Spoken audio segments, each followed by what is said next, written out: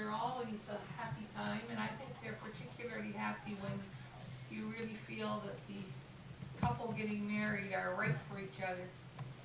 And Leon said to me the first night I met him, I feel this marriage was made in heaven, and I agree with him, really do.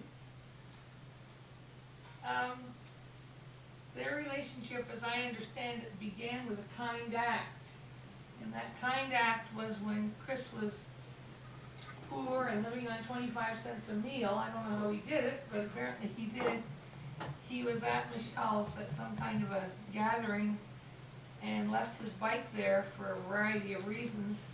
And when he came back to pick it up several days later, she had very kindly, realizing that Chris was unemployed and feeling fairly desperate about life, she had taped some bus tickets to his bicycle. And I think that that is typical of Michelle, and that their marriage will hopefully be built on those kinds of kind acts.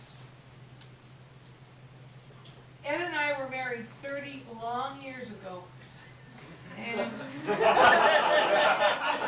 30 happy years. I can remember the trepidation, the anxiety, the anticipation that I felt.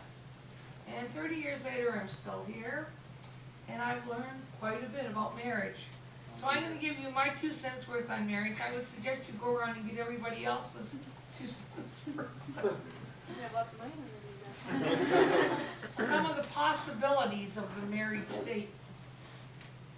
I think that marriage is a binding together. David's image of the tree was an interesting one. A binding together, an interweaving of two people in the strongest, most intimate way that you can be bound together.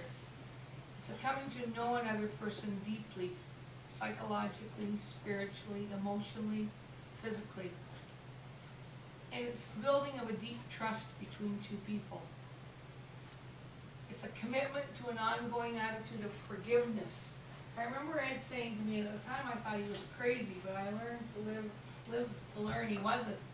He said to me a week or so before we got married, we have to agree now, before we get married, that we're going to forgive each other, because there will be many opportunities.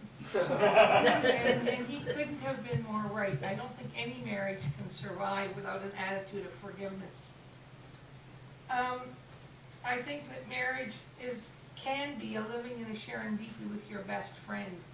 I have a strong feeling that you are best friends, and that's a good foundation. Chris is now husband to Michelle, and Michelle is now wife to Chris, and those are beautiful words. The older I get, the more I appreciate the words husband and wife and all the meaning that they carry. Marriage, I think, is a gift from God, as I've already said. It's an opportunity to relate, to fight, to argue, to make up, to open up, to risk in all kinds of ways that you wouldn't risk with other people. And so it's a tremendous opportunity to grow as an individual and as a couple.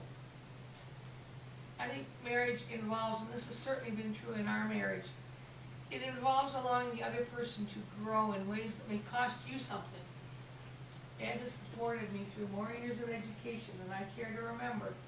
And he did it willingly, and I'm very grateful for that. So there will be opportunities for both of you to give to the other person at some personal cost. But that will strengthen both you and your marriage. I think marriage is sometimes waiting when you want an answer yesterday, and other times it's confronting when all you want to do is run away. It is wishing the other person well. It is wishing them very, very well. And I think that such a deep binding, such a deep coming together happens in all the little daily events of life. Whether it's over who does the dishes, or how the money is organized, or the minutiae of details that make up our lives. Each one is an opportunity to either strengthen or weaken the marriage.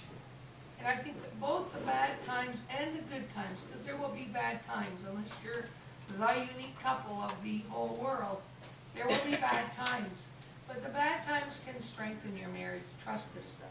We've had quite a few in our marriage, and overall they have certainly strengthened our marriage. And last but not least, I think that in Christian marriage, and your marriage is a Christian marriage, in Christian marriage we ultimately trust God with the relationship. It's not Michelle and it's not Chris that's going to make it happen. It's the Lord that's going to hold it together. And I think that the comforting thing for me is that all the time, right now, in all the days of your life, the strong, loving arms of Christ are under you and above you and around you. And no matter what happens, the Lord will be there to support you. May the peace of Christ be with you both. God bless.